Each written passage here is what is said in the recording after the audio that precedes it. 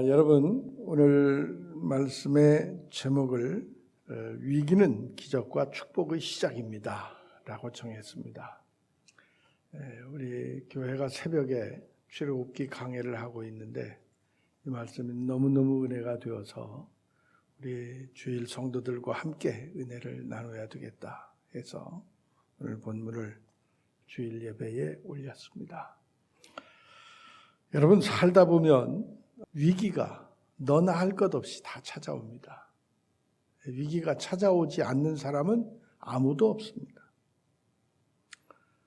때로 우리 믿음 생활하면서 그런 생각을 하죠. 말씀대로 순종하면서 사는데 왜 이렇게 사업이 코너에 몰리고 인간 관계도 꼬일 대로 꼬여져서 회복이 안 되고 자녀들이 문제가 생기고 일이 안 풀릴 때가 많이 있습니다. 이런 위기가 왜 찾아올까요? 그 정확한 이유는 저도 잘 모릅니다. 저도 잘 몰라요. 그러나 우리 인생에 어떤 위기가 찾아오더라도 거기에는 분명 하나님의 선하신 뜻이 있다. 이것만은 확실합니다. 그래서 우리 성도들은 어떤 위기가 닥쳐와도 분명히 하나님의 선하신 뜻이 있음을 믿고 변함없이 감사와 순종하는 믿음 생활을 계속해야 할 줄로 믿습니다. 그러면 이미 그 성도는 그 위기 상황을 극복한 것이 되고 곧바로 진짜 상황도 역전이 돼가면서 최상의 길이 활짝 열리게 될 줄로 믿습니다. 여러분, 그렇게 생각하세요. 삶의 위기가 찾아오면 내가 하나님 더욱 의지하고 하나님 꼭 붙들고 살라고 하는 하나님의 사인이구나. 그렇게 생각하십시오.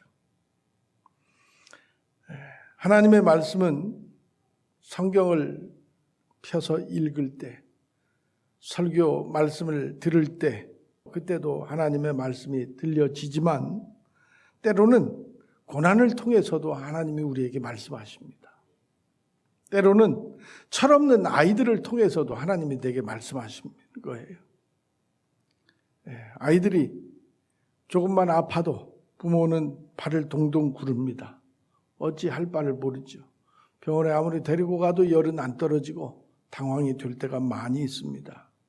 그때 기도하면 하나님의 음성이 들려옵니다. 어떤 음성이 들려요? 아무개야, 이제 알았냐? 네가 할 수 있는 일이 아무것도 없다는 것을 이제 깨닫겠느냐? 기도하면 그런 음성이 들립니다. 성도 여러분, 삶의 위기가 찾아올 때 더욱 하나님 의지하십시오.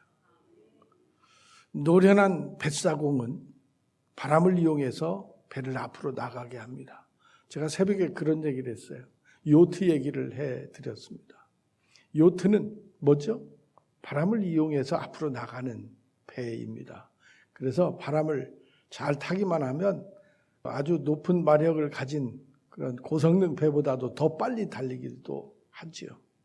그런데 이 요트 그 기술이 도시 얼마나 그 인간의 지혜가 있는지 내가 나아가려고 하는 방향에 역풍이 불어도 그 역풍 바람을 이용해서 바람을 뚫고 앞으로도 나갈 수 있어요. 그게 기술이죠. 또 어떤 예를 들어볼까요? 겨울에 별을 다 벤 논이 얼었을 때 논바닥에서 얼음판에서 팽이를 치지 않습니까? 팽이가 열심히 팽이채로 치면 잘 돌아가다가 힘이 떨어지면 비틀비틀하면서 멈추려고 그러죠. 그때 팽이를 사정없이 후려치면 어떻게 되나요? 다시 또 잘 돌아갑니다. 여러분, 내 인생을 그럴 때는 팽이라고 생각하십시오. 인생의 위기가 찾아오면 내가 팽이라고 생각하세요. 더 잘 돌아가게 하기 위해서 하나님이 팽이채로 나를 채찍하시는 겁니다. 그게 뭐냐? 사랑의 채찍이에요.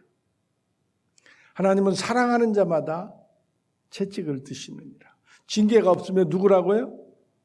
사생자라고 그랬습니다. 우리는 하나님의 사랑받는 자녀들이에요. 그래서 때로는 하나님께서 우리에게 매를 드실 때도 있다. 그렇게 생각하면 됩니다. 오늘 본문 말씀은 이스라엘 백성들이 기적과 같이 430년 동안이나 노예 생활을 하던 애굽에서 모세의 지도력으로 탈출을 해서 그들의 조상 아브라함이 살던 약속의 땅으로 나아가고 있습니다. 그런데 마음이 변한 바로 왕이 기병 600과 많은 군사들을 거느리고 쫓아옵니다. 그런데 하필이면 이스라엘 진영이 200여만 명이나 되는 그 숫자가 머문 곳이 어디냐? 홍해가 가로막고 있는 바다 앞이었습니다. 바로 앞에는 홍해 바다가 있고 그들에게 무슨 홍해를 건너갈 배가 있었겠어요? 뭐가 있어? 아무것도 없죠. 뒤에서는 그들을 다시 잡아가려는 바로와 그의 군대가 쫓아옵니다. 이런 경우를 가리켜서 우리는 뭐라고 그러죠? 진퇴양난이라고 그래요. 사면초가라고 할 수 있죠. 이제 어디 도망갈 데도 없어요. 사면초가라는 말의 뜻은 초나라와 한나라가 싸울 때 항우의 한나라가 기울어가는 그 노래예요. 유방의 군대가 항우의 군대를 포위하고 어떻게 하죠? 초나라의 노래를 불러요. 그래서 고향 생각하게 해가지고 그들의 사기를 꺾는 거죠. 그래서 사방팔방에서 자기 고향 노래가 나오는 거예요. 초나라의 고향 노래가 사면에 초나라의 고향 노래가 나오니까 고향으로 돌아가고 싶고. 그래서 이제 탈출하는 병사들이 생기는데 어떻게 해요? 그들을 죽이지 않고 잘 돌려서 보내요. 어떻게 될까요? 저들이 우리가 탈령을 해도 안 죽이는구나. 고향으로 돌아가게 하는구나 하고 다 도망가 버렸어요. 그렇게 해가지고 유방의 한나라가 이기는 그런 전술을 우리가 알고 있죠. 그래서 사면초가라는 말이 거기서 나왔습니다. 이스라엘 백성들이 지금 이 순간이 절체절명의 순간이에요. 홍해 바다에 수장이 되든지 바로에게 붙잡혀서 다시 노예로 끌려가든지 위기가 찾아왔습니다. 절체절명의 위기입니다. 이 위기를 어떻게 극복하는지 오늘 우리가 살펴보면서 우리도 어떤 인생의 위기가 찾아오더라도 그 위기를 오히려 기적과 축복의 기회로 삼자 하는 것이 오늘 말씀의 요지입니다. 자, 오늘 본문을 한번 살펴보죠. 이 위기를 어떻게 그들이 극복할까? 이스라엘 자손들이 애굽 군대가 뒤에 따라온 것을 보는 순간 10절 말씀에 보니까 크게 두려움에 빠졌습니다. 두렵지 않을 수가 없죠. 두려웠습니다. 왜 두려워해요? 앞에는 홍해 바다가 가로막고 있고 뒤에는 다시 그들을 잡아가려고 하는 바로의 군대가 쫓아오고 있는 것을 그들이 보고는 두려움에 빠지지 않을 수 없었습니다. 그런데 그들이 바라봐야 할 방향은 하나님 방향이었어요. 지금까지 하나님이 자기들을 인도해 주셨어요. 10가지 애굽에 내린 엄청난 재앙으로 있을 수 없는 일이 일어났어요. 그들이 출애굽을 할 때 많은 금은 폐물도 주어서 가지고 오게 해 주었고 그냥 잘 가라고 해서 그들이 애굽에서 나왔던 사람들이 그 하나님의 능력을 경험한 사람들이 앞에 홍해 바다가 가로막고 뒤에 애굽 군대가 쫓아오니까 금방 두려움에 빠져버렸습니다. 왜 그랬을까요? 지금까지 함께 하신 하나님을 보지 못했기 때문이에요. 하나님을 느끼지 못했기 때문이에요. 여러분 생각해 보세요. 본문의 이 위기를 통해서 누가 끝장나는가요? 바로와 그의 군대가 끝장났어요. 이스라엘이 끝장난 게 아닙니다. 애굽이 끝장났습니다. 무슨 얘기예요? 우리도 인생의 위기를 만나는데 그때 내 믿음을 잃지 않고 하나님께 부르짖어 기도하면 내가 끝장나지 않고 위기가 끝나는 거예요. 문제가 아무리 커도 그 문제가 나를 이길 수 없는 겁니다. 하나님의 자녀는 위기로 망하지 않습니다. 위기로 망하지 않아요. 그럼 뭘로 망해요? 진짜 위기는 내 신앙의 위기예요. 내 믿음이 흔들릴 때 위기가 찾아오는 거예요. 그래서 우리 성도들은 어떤 위기가 닥쳐와도 내 믿음만 흔들리지 않으면 그 위기는 더 이상 위기가 되지 않고 위기가 끝장나고 문제가 끝장나는 줄로 믿으시기를 바랍니다. 사랑하는 성도 여러분, 에스더 잘 아시잖아요. 에스더. 포로로 잡혀간 이스라엘 백성들이 그 포로의 나라에서도 바벨론에서도 그들이 흥하는 거예요. 잘 돼요. 그리고 왕이 이스라엘 백성들의 우두머리 격인 모르드게를 총애하니까 그를 죽이려고 하만이 장대를 높이 달고 그를 참소합니다. 그 장대에 누가 달렸어요? 모르드게를 죽이려고 했던 하만의 목이 거기 걸렸어요. 이것이 바로 성도들의 위기의 결론입니다. 주님 안에서 위기는 바로 기회가 되는 거예요. 주님 안에서 위기는 축복의 전주곡입니다.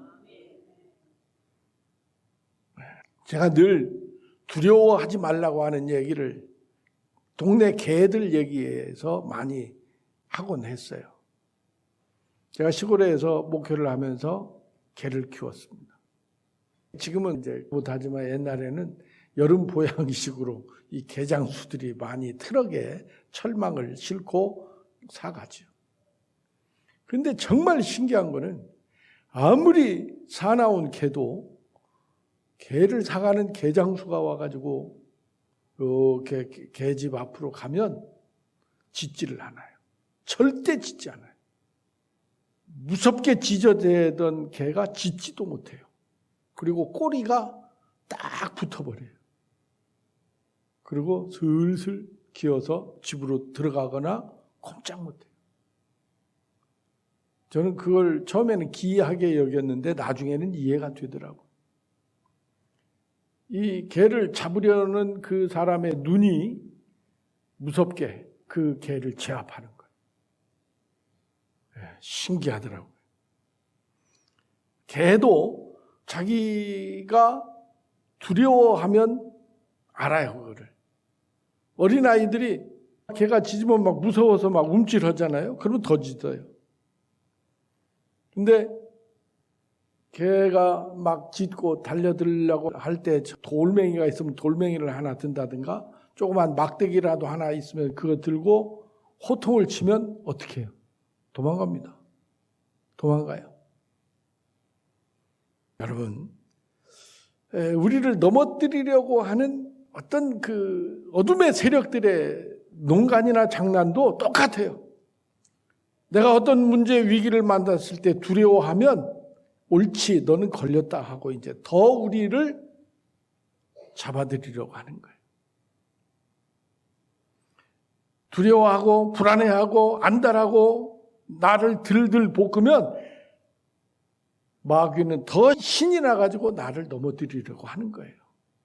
어떤 위기가 찾아왔을 때 그냥 손에 몽둥이를 들고 한번 올 테면 와봐라 하면 마귀는 깨갱하고 도망가는 거예요. 여러분, 우리들에게 몽둥이가 뭘까요? 몽둥이가 뭐예요? 믿음이고 하나님의 말씀이고 신앙이죠. 하나님의 약속과 축복의 말씀이에요. 그 말씀 믿고 의지하고 하나님 말씀으로 무장하면 위기는 사라지고 마는 거예요. 그래서 우리 성도가 두려워해야 할 것은 위기가 아니에요. 세상의 큰 문제, 그게 문제가 아니에요. 우리가 두려워해야 할 분은 오직 하나님 한 분뿐이심을 믿으시길 바랍니다. 하나님 한 분만 두려워하면 아무것도 두려워할 필요 없어요. 근데 하나님을 두려워하지 않으면 세상 모든 것이 다 두려워요. 참 희한하죠. 우리 성도들에게 진짜 문제는 두려워하면서 문제를 문제처럼 여기는 거예요. 우리 성도들은 어떻게 해야 되느냐? 문제를 문제로 생각하지 말아야 돼요. 어떤 문제도 나를 넘어뜨릴 수 없다. 그렇게 생각하고 살아야죠. 문제를 문제시하면 문제가 더 커지는 거예요. 어떤 문제를 만나도 두려워하지 않고 나는 이 문제를 극복하게 하나님의 프로그램 해놓으셨다. 그렇게 생각하면 더 이상 문제는 내게 문제가 되지 않는 것입니다. 사랑하는 우리 홍산교회 성도 여러분, 어떤 인생의 위기를 만나도 결코 두려워하거나 불안하거나 염려하지 마시기를 축복합니다. 또 하나 있어요. 위기 극복 대처 방법 두 번째, 불평하지 말아야 돼요. 불평하지 마십시오. 오늘 말씀해 보십시오. 11절 말씀. 이스라엘 백성들이 앞뒤가 꽉 막히니까 출애굽의 은혜를 금세 잊어버리고 왜 애굽에 매장지가 없어서 우리를 여기까지 끌고 와서 죽이려고 하느냐. 이렇게 모세를 원망합니다. 불평합니다. 그 불평을 듣고 모세가 얼마나 속이 상했을까요? 이들의 이야기를 다 들으시는 하나님도 얼마나 마음이 아프셨겠어요. 이렇게 이들의 원망이 하나님 불신, 이것이 그들로 광야 40년 동안 헤매게 만든 거죠. 은혜를 모르는 그런 모습을 보면서 나 같았으면 그냥 애국 군대의 손에 맡겨버릴 수도 있었겠다는 생각이 들어요. 그러나 우리 하나님은 그런 분이 아니시죠. 이 모습을 보면서 우리 입술의 말이 얼마나 중요한지를 또 한 번 깨달아요.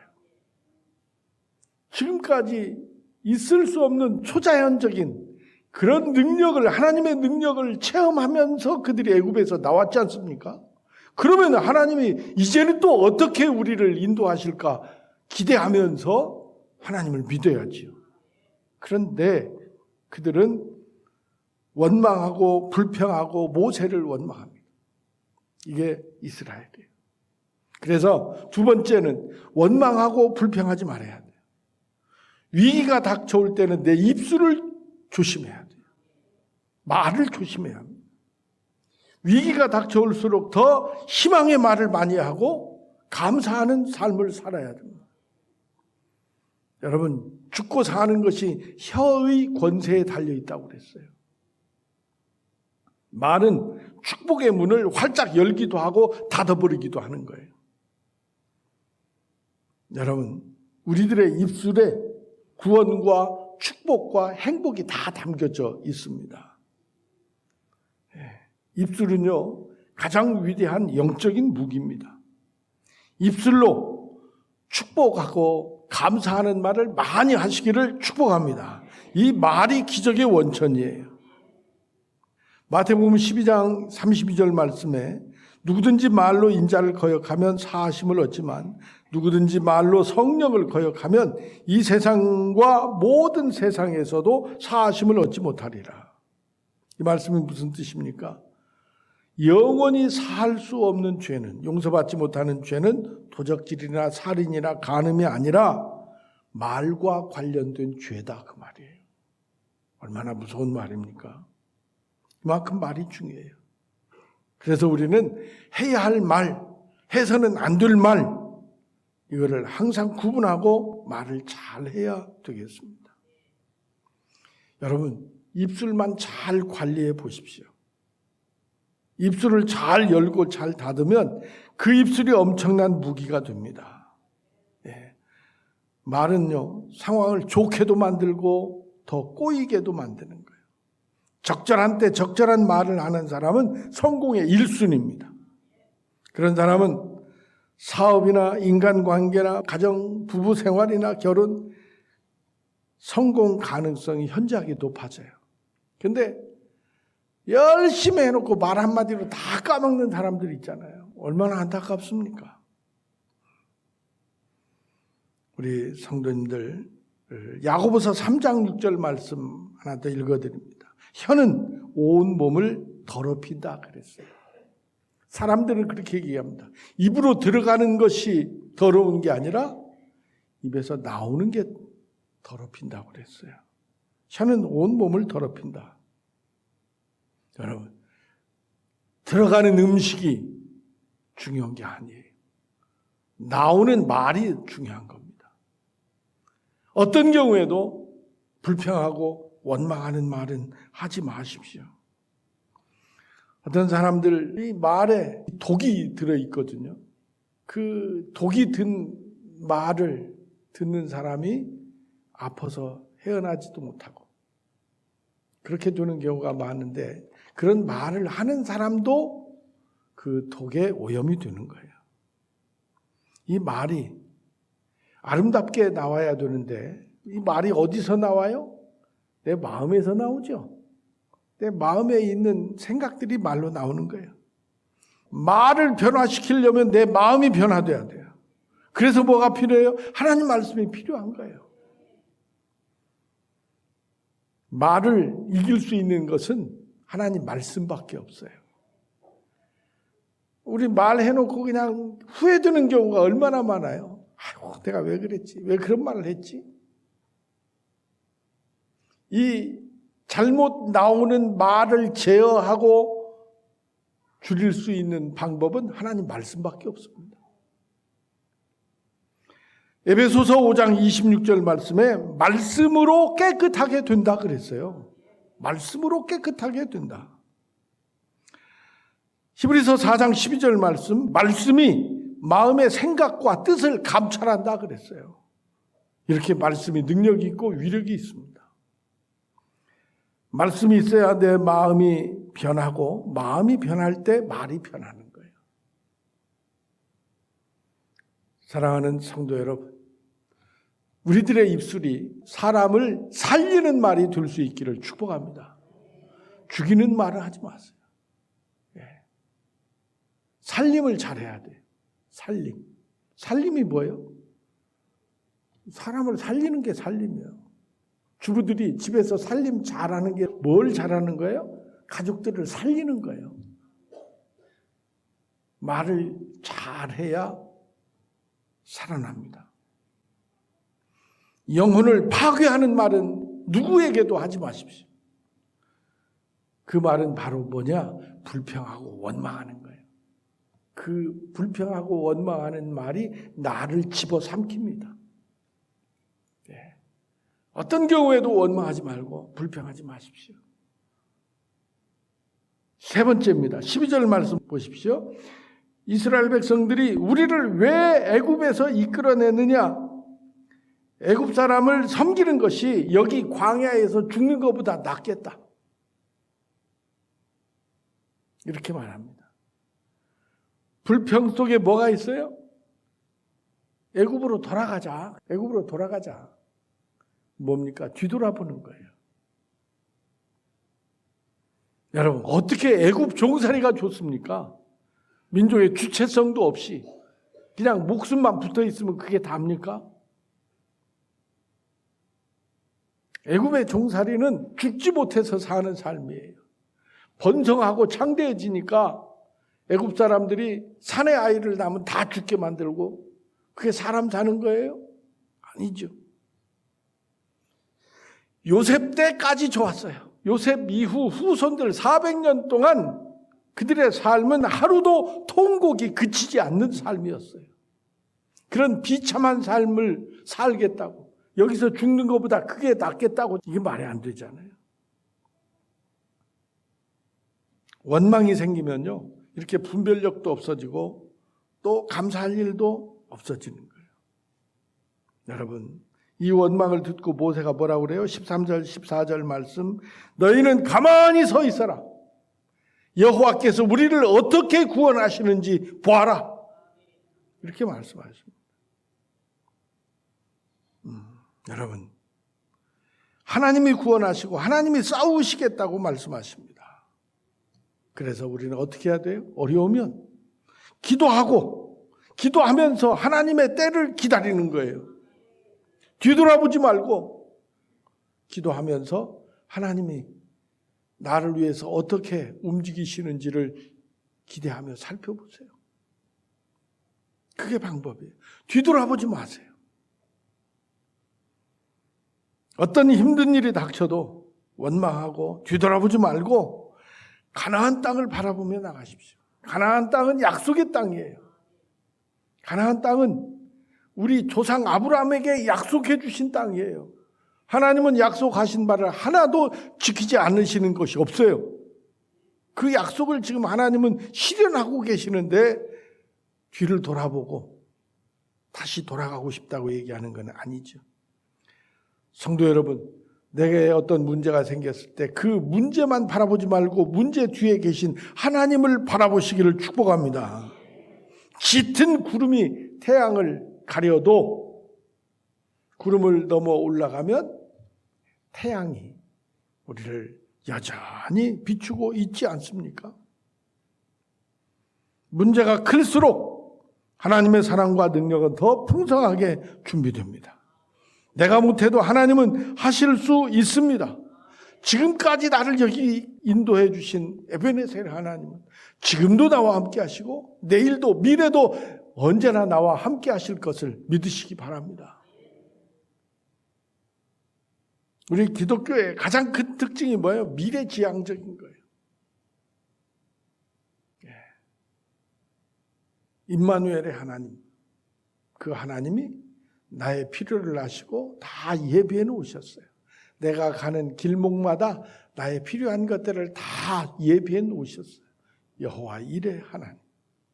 그래서 우리는 네 번째로 위기가 닥쳐올수록 더욱 하나님을 붙잡아야 할 줄로 믿습니다. 위기의 순간에 모세는 이렇게 얘기합니다. 너희는 두려워하지 말고 가만히 서서 여호와께서 오늘날 너희를 위하여 행하시는 구원을 보라. 구원을 보라. 우리 사람은요, 강한 것 같지만 약하기 그지없습니다. 아무리 공들여 탑을 쌓아 놓아도 조금 잘못하면 그 공든 탑이 순식간에 무너지는 거예요.